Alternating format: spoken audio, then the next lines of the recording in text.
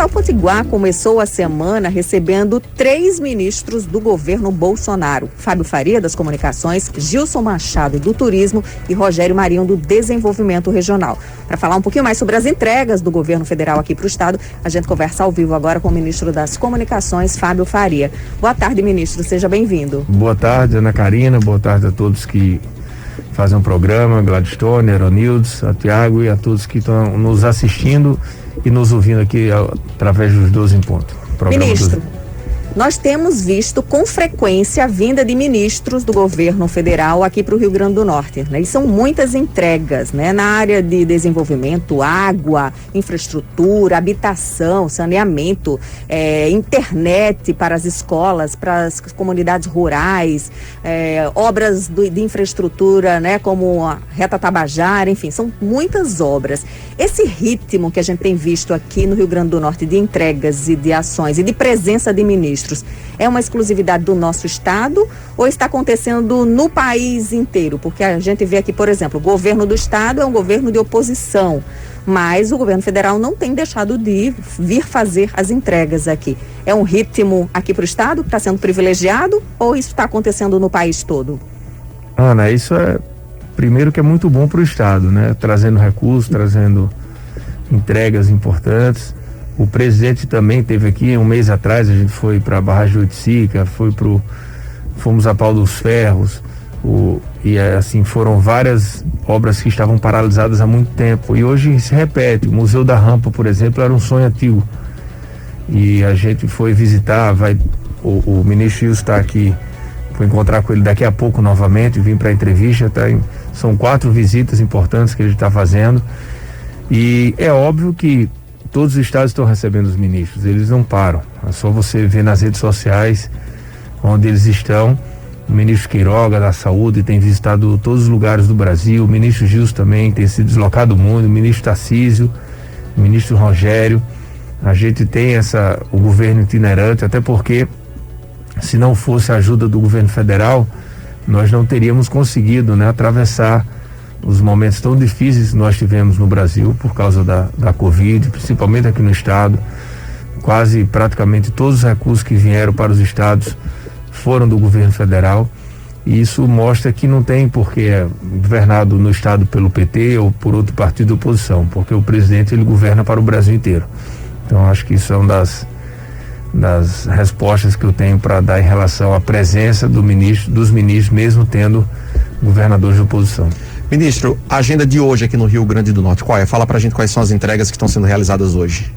Então, primeiro ele foi agora no museu, nós fomos no Museu da Rampa, depois vai fazer uma visita lá no Forte dos Reis Magos. São entregas do Ministério do Turismo. Ministério do Turismo, até eu citei nos vídeos que nós fizemos que foram várias pessoas que ajudaram o Museu da Rampa, inclusive eu citei o ex-deputado Henrique, quando foi ministro do Turismo, que teve a sua participação na entrega, o governo Robson também teve a sua participação, a bancada federal também sempre apoiou, e agora finalizando com o governo federal, que foi o grande, né, quem foi o realizador, né, que fez essa entrega. O Forte dos Reis Magos, eles estão indo fazer uma visita agora, estão lá agora nesse momento. Tem também a capitania, né, que teve inauguração, foi um recurso de R$450 mil, que já está pronto, uma obra entregue, e depois a gente vai visitar o museu lá no aeroporto de Parnamirim, Trampolim da Vitória, vai estar lá com o prefeito Taveira, vai ser a última visita nossa nesse dia de hoje, retornaremos para Brasília agora às 15 horas. Ministro, se por um lado existe essa agenda positiva, né, que os ministros têm levado para os estados, inaugurando obras ou anunciando novos investimentos, muitas vezes esses eventos, né, de entrega de realizações, especialmente na área da infraestrutura, são ofuscados por declarações polêmicas, muitas vezes do próprio presidente ou de alguns ministros do governo, e essas declarações acabam gerando muito mais repercussão do que a agenda positiva em si. Como é que o senhor avalia essa questão? O senhor acha que acaba atrapalhando, né, o desempenho do próprio governo, a forma como as pessoas enxergam o governo a partir da exposição que se dá a essas declarações que acabam gerando uma agenda negativa num evento que deveria ser uma agenda positiva? Então, isso é o nosso grande problema, né? A famosa cortina de fumaça. A gente tem um governo que entrega muito em todas as áreas, um governo que tem muitas realizações e ao mesmo tempo a gente só vê discussão sobre o que foi dito, o que foi falado, se o presidente saiu com máscara, sem máscara. Isso é uma forma da gente evitar, né, das pessoas evitarem a oposição à imprensa de falar das realizações do governo. É uma guerra que já começou de 22, que a gente já vem enfrentando. Mas não é o próprio presidente que motiva, o senhor não acha, esse tipo de cobertura que a imprensa tem que dar, porque é o presidente que está falando? Mas não é o tem que dar, né? Se você vem pro Rio Grande do Norte e entrega uma barragem de Oiticica, que é uma obra que estava desde 1952, o que é que você tem que dar? A realização que o presidente tirou a máscara na hora que foi cumprimentar tal pessoa. Isso é o que fica. Então, quando você tem o que dar, você fica buscando o que você tem que dar negativamente. Então, a gente tem que ficar o tempo todo monitorando para você não dar nenhuma falha, porque senão só aquela falha vai aparecer. Então é muito complicado, às vezes desmotiva um pouco, mas é normal, é do jogo. Existe um sistema todo que foi derrotado em 2018, que quer derrotar o presidente. Aumentou muito esse grupo ele vem se juntando aí partidos de oposição com partidos que antigamente eram oponentes e hoje não. Então isso é parte da guerra política mesmo, faz parte do jogo, mas o presidente o ano que vem, diferentemente de 2018, ele deverá ter um grande tempo de televisão, porque ele já não é um presidente mais um candidato de primeiro mandato, já tem que mostrar o que foi feito no governo. Então é a hora que todo mundo vai ter o direito de ouvir a verdade e o povo vai julgar. Ministro, você falou que tem dado dicas, né, para evitar falhas. Então o senhor tem orientado o presidente, ele tem sido desobediente no caso? Não, o presidente ele tem um feeling dele próprio, né? Quem sou eu para querer moldar o presidente? Ministro das Comunicações. Sim, mas são 22 ministros, a gente fala, a gente dá nossas opiniões, mas eu tenho muito menos tempo de vida pública do que ele. Ele já foi deputado por 28 anos, é presidente da República, ganhou uma eleição que ninguém acreditava, ninguém esperava. Então ele ouve todo mundo, ele ouve os ministros, conversa muito. A partir de 5 horas da manhã, todos os dias ele está conversando já por mensagem diariamente, mas ele sabe ouvir e peneirar e fazer aquilo que também ele acha que é certo. O senhor falou aí nas eleições de 2022, né? O presidente Jair Bolsonaro, para o seu projeto de reeleição, vai ter mais tempo de TV, enfim, vai ser uma eleição diferente. Como é que o governo está analisando aí essas atuais pesquisas de intenção de votos, né? Que colocam aí o ex-presidente Lula em alguns cenários já, inclusive, à frente do presidente Jair Bolsonaro, apresentando um certo desgaste também na popularidade do presidente. Dá para reverter isso? Ou o governo ainda não está acreditando nessas pesquisas, tendo em vista que em 2018 também as pesquisas apontavam, por exemplo, vitória do candidato do PT e deu Jair Bolsonaro? Então você respondeu um pouco, Ana Karina, que eu ia falar. O presidente não acredita em pesquisa, não houve pesquisa nem boa nem ruim para ele. Isso aí é só você observar. Nenhuma vez ele falou sobre isso, postou sobre isso. Nem naquele momento, ano passado ali, que as pesquisas davam ele lá na frente. Ele nunca acreditou em pesquisa, porque as pesquisas sempre derrotaram ele. Por exemplo, em 2018 ele perderia, segundo as pesquisas, para qualquer um que fosse candidato contra ele. Então é óbvio que a gente observa os momentos, a gente sabe que estamos vivendo um momento onde a CPI tem atacado o presidente todos os dias e querem colar a imagem do presidente em qualquer tipo de assunto negativo. Isso é repercutido em toda a imprensa, repercutido em toda a rede social dos opositores. Tem a vacinação que agora que começou a acelerar de uma forma muito rápida e a gente tem diminuído a curva, mas até 2 semanas atrás a gente ainda estava num pico. Tem a economia que está começando a voltar. Então o momento que você olha hoje é diferente do momento que nós estaremos daqui a 3, 4 meses.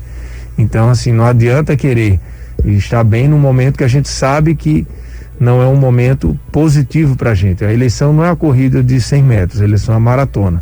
Então o importante é que a gente consiga concluir os projetos importantes e chegue bem no ano que vem.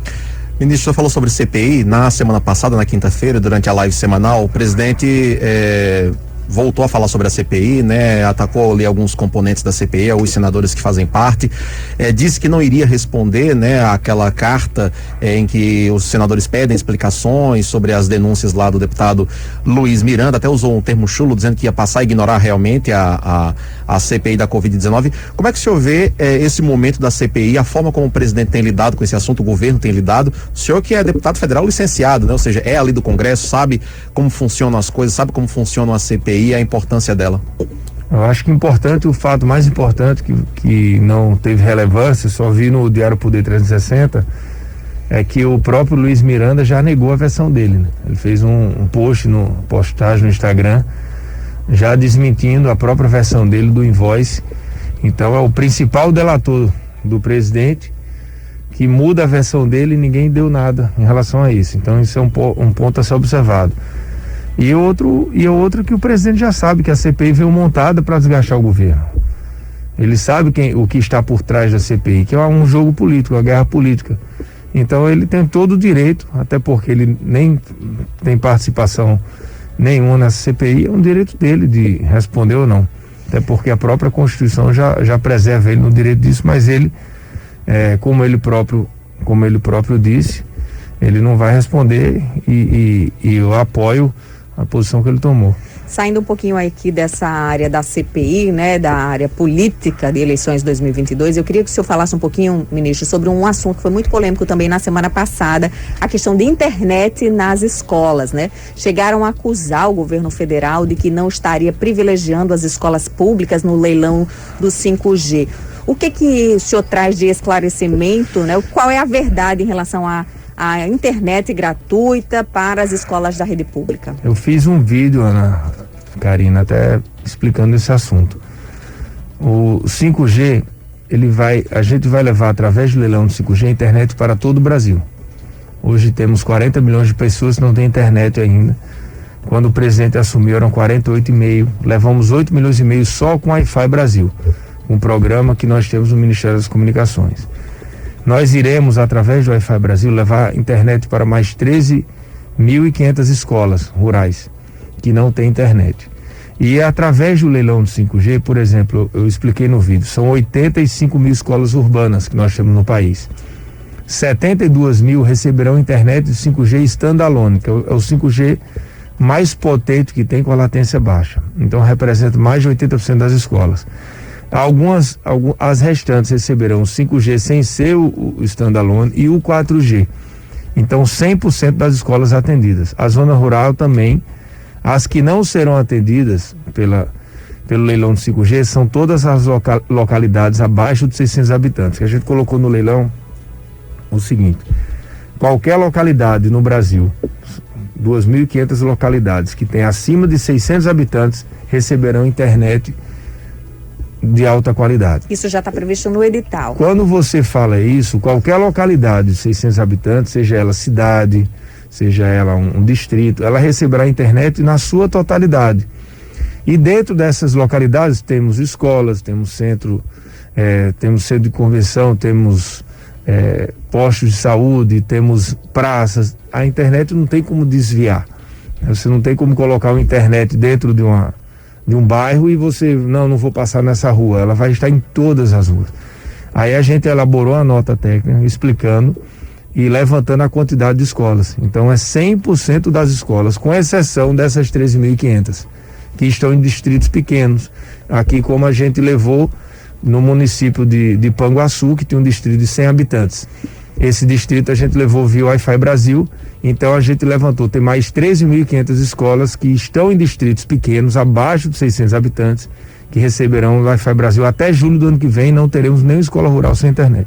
Ou seja, as que não estiverem cobertas pelo leilão, pelo edital do leilão 5G, o próprio governo federal já está atendendo pelo programa Wi-Fi Brasil. Estamos levando 1.500 por mês. Todo mês a gente está levando 1.500 pontos de internet para a escola rural. Arthur Dutra tem um questionamento. Pois não, ministro, trazendo um assunto para a sala do seu ministério, se discutiu muito e está na pauta do Congresso a privatização dos Correios. Um projeto de lei foi enviado para lá e a discussão maior que tem hoje é com relação ao modelo o modelo da privatização dos Correios, né? A gente teve aí a Eletrobras, que foi um sistema de capitalização, né? A própria Petrobras se desfez de muitos ativos também pelo mesmo sistema. Quais são as perspectivas dessa desestatização dos Correios e pensando também numa preocupação que é de muitas pessoas de não deixar áreas do Brasil desassistidas pelo serviço de entrega de correspondência, já que a parte de encomenda já é explorada pelo livre mercado no Brasil. O artigo 21 inciso 10º da Constituição, Arthur, diz o seguinte, que é dever da União prestar serviços postais ao Brasil. Então, assim, nós precisamos manter o serviço postal. Isso está na Constituição. E a primeira coisa que a gente fez no projeto dos Correios, no PL, foi atender a Constituição. Então, qualquer um que seja o vencedor, por qualquer modelo que seja, ele tem que garantir a universalização da entrega. Então, se a gente chega e recebe uma carta lá em Venha Ver, se a pessoa já recebe uma carta, hoje 96% dos brasileiros recebem cartas e encomendas dos Correios. Qualquer empresa que ganhe, ela vai ter que manter essa universalização. Até que tenha uma única carta, daqui a 10, 15 anos, 20 anos, ninguém sabe quanto tempo nós teremos ainda carta de papel, mas o que ganhar vai ter que fazer essa entrega. Isso é a base do projeto, que trata da universalização. Nós temos no Brasil um problema, porque o que vende, o que dá dinheiro é encomendas.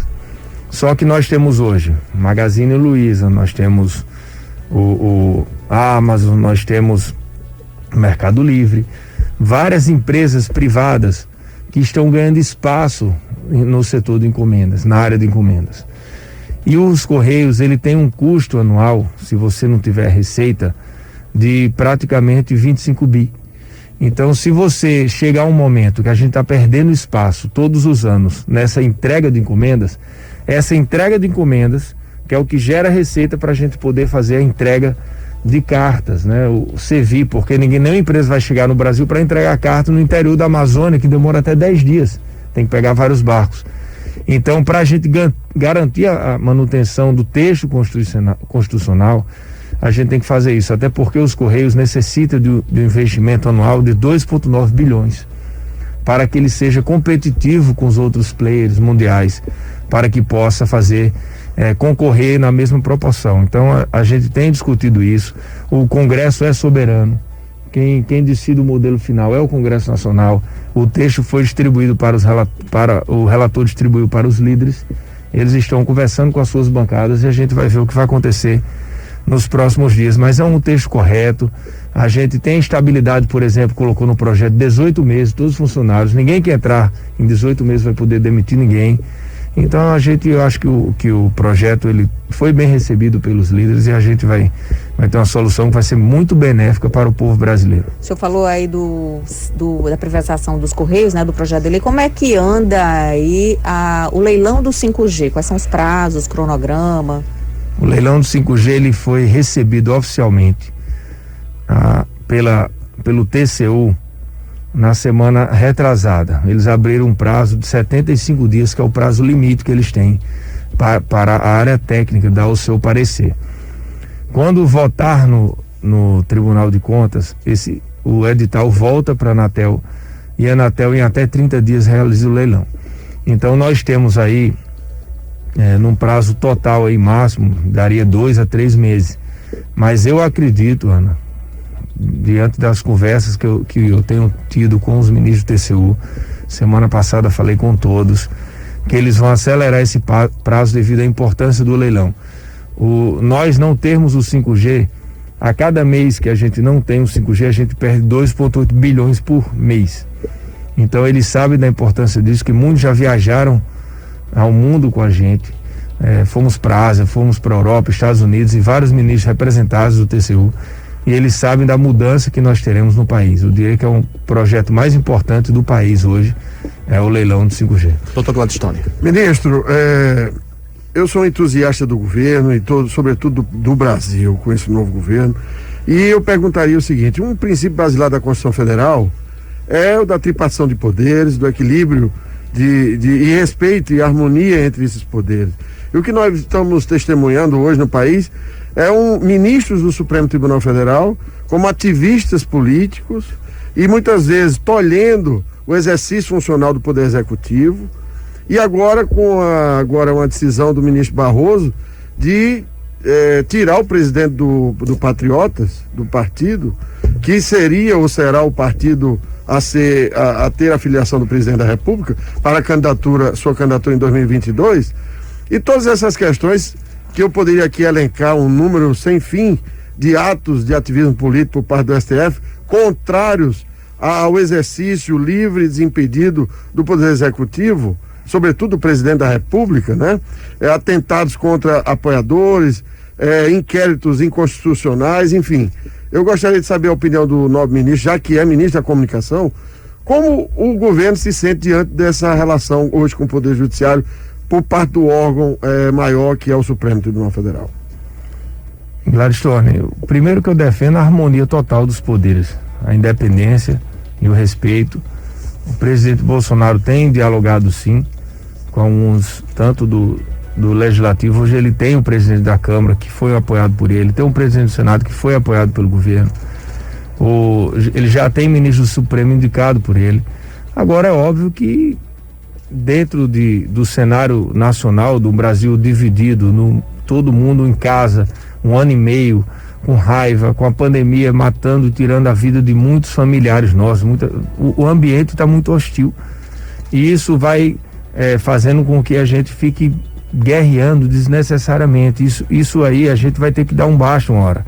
Assim, vamos cada um ficar no seu lado, vamos cada um ficar no seu poder, vamos aqui colocar a linha imaginária, daqui ninguém passa. Já vivemos por isso um ano atrás, isso foi restabelecido. Acredito que estamos caminhando de novo para um respeito em relação a isso, porque nós não podemos fazer com que poderes entrem nos outros poderes. Cada um na sua. Tem um poder legislativo, tem um poder judiciário, tem um poder executivo, que o legislativo trabalha em harmonia com o executivo na execução das obras. O poder judiciário, que é um poder moderador, não pode também fazer política. Então acho que isso vai chegar um momento que a gente tem que estabelecer o mesmo critério que foi feito um ano atrás, ali no meados de junho e julho, onde cada um levantou a bandeira branca e a gente conseguiu conviver. Ministro Fábio Faria, antes de nós encerrarmos, queria puxar o assunto sobre 2022 novamente, mas aqui na esfera local. O senhor tem sido aí um dos que tem feito mais críticas públicas à governadora Fátima Bezerra, tem se posicionado como uma figura de oposição ao governo. E falando de oposição ao governo Fátima, a gente percebe que existe a gente está observando aqui de fora, existe uma certa desarticulação nessa oposição. Fala-se em muitos nomes para disputarem com a governadora o governo do estado no ano que vem, vários nomes para disputar o Senado. Qual é a sua leitura a respeito desse momento que a gente está vivendo, pouco mais de um ano antes da eleição? De fato, a oposição no Rio Grande do Norte está desorganizada? Tiago, o meu pensamento em relação ao governo Fátima não é um pensamento que eu falo mal dela porque eu quero me candidatar a governador. Isso eu já deixei claro em outras entrevistas. Eu falo porque existe um desrespeito muito grande por parte dela, uma falta de gestão absurda. E eu me somo às pessoas que realmente pensam igual a mim. E eu, assim, o que é que eu vejo? Se você olhar a campanha de TV do governo estadual falando em relação às vacinas, é criminosa. Ela se apropria de tudo que vem para o Rio Grande do Norte por parte do governo federal, sem falar o nome do governo federal. Assim, quem pagou e quem comprou, quem adquiriu e quem enviou para os estados 100% das vacinas que foram aplicadas até hoje foi o governo federal.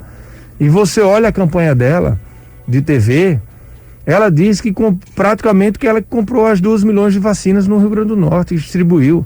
O governo do estado, ele nem aplica a vacina. O governo federal compra, adquire e envia para o governo do estado. O único trabalho do governo do estado é distribuir para as prefeituras, são as prefeituras que aplicam.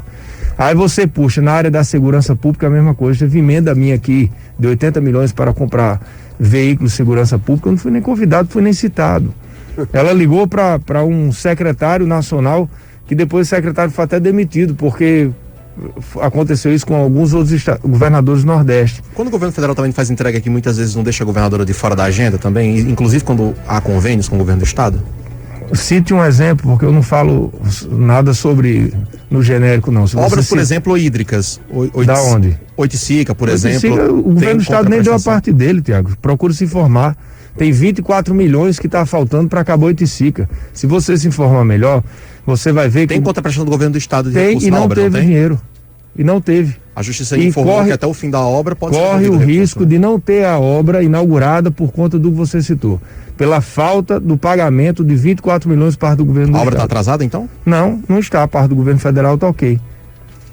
Então, assim, quando você virar defensor do governo do estado, que eu já vi aqui com você tem que se informar para fazer a pergunta correta. Não, ministro, aí eu apenas informei que quando o governo federal faz entregas aqui no estado, em alguns momentos não convida a governadora, porque o senhor se queixou. Ela está lá no Museu da Rampa. Eu falei em alguns momentos. Como se fosse obra dela, não é do governo federal. Eu só disse ao senhor que em alguns momentos a governadora não é convidada e que o senhor criticou a governadora por não convidar, não mencionar o governo federal em ações do governo do estado. O governo federal não precisa do convite. O povo do Rio Grande do Norte precisa que ela diga a verdade, que ela diga, olha, estou aqui inaugurando uma obra, acabei de receber aqui 100 viaturas enviadas pelo governo federal, queria agradecer aqui ao ministro da Justiça, ministro Anderson, por ter enviado, o governo federal, que apesar de não ser do meu partido, ser apoiador, quem enviou os recursos está preocupado com a segurança do estado. É simples, isso é um fato simples, não precisa falar que a vacina foi ela. Quando critico alguma coisa, não sempre coloco o nome. Qualquer crítica dela, não coloca o nome Jair Bolsonaro, não coloca o nome governo federal na crítica. Então, quando tiver alguma coisa que for benéfica para o estado, coloca o nome também. É só isso que eu estou defendendo. Isso aí, eu falo isso em nome de muitas pessoas que falam comigo, através de meu contato direto, redes sociais. Então, eu sinto que eu sou representado eu represento muita gente que tem esse sentimento, que é um sentimento que não cabe mais. Está aqui hoje, o ministro Gilson veio e convidou a governadora. Ela foi lá no Museu da Rampa. Na hora que foram falar, pergunta o que aconteceu. Quando ele foi falar dos recursos federais, sempre quer se apropriar. Então, assim, isso chama-se apropriação indébita. Quando você fazer uma campanha dessa, se existisse realmente uma vigilância correta, era para tirar a campanha do ar, para fazer um pedido de desculpas, porque isso não existe. A população está sendo enganada, totalmente enganada pela campanha que tem diariamente do governo do estado aqui. Quanto à oposição, ministro, que eu perguntei, o senhor considera que a oposição está desarticulada aqui no estado? Eu não sou oposição. Eu faço as minhas críticas que eu considero que são apropriadas no momento que eu vejo uma desconexão totalmente como essas, mas eu não fico fazendo oposição. Você nunca vai me ver quando tem morreu um policial, morreu não sei o que, teve um assalto em tal canto, como ela fazia, ou ir queimar pneu na frente da governadoria, ou pedir para toda a saúde entrar em greve, para toda a educação entrar em greve, quando ela era contra. Isso aí você nunca vai me ver fazendo. Eu sou pró-Estado, sou a favor do Estado. Eu só cobro posições que eu considero legítimas que não acontecem. Para 2022, o senhor toparia organizar esse projeto de oposição à governadora Fátima Bezerra, sendo um coordenador de campanha, enfim, ajudando, liderando esse processo? Hoje eu topo e sou candidato a ajudar o presidente Bolsonaro a fazer um grande governo, a gente conseguir aí vacinar todos os brasileiros, a gente ter a retomada econômica que está sendo prevista e que a gente consiga aí ter bons momentos, porque a gente vem passando por um momento de muita dificuldade. Eu acho que a campanha de 22 é na hora certa em 22. Ministro, a agenda de entregas do governo federal vai continuar aqui no Rio Grande do Norte? Quais são as próximas visitas? Já tem alguma programada? Vai continuar, sim. Semana que vem, inclusive, eu tenho aqui a agenda do Ministério das Comunicações também, dia 20. São 13h07. Eu quero agradecer a participação do ministro das Comunicações, Fábio Faria, aqui hoje no 12 em Ponto. Ministro, eu que agradeço. Os microfones à sua disposição. Não, agradeço a oportunidade de falar aqui com os ouvintes do 12 em Ponto, da 98. Agradecer a todos vocês que participaram. Obrigado a todos.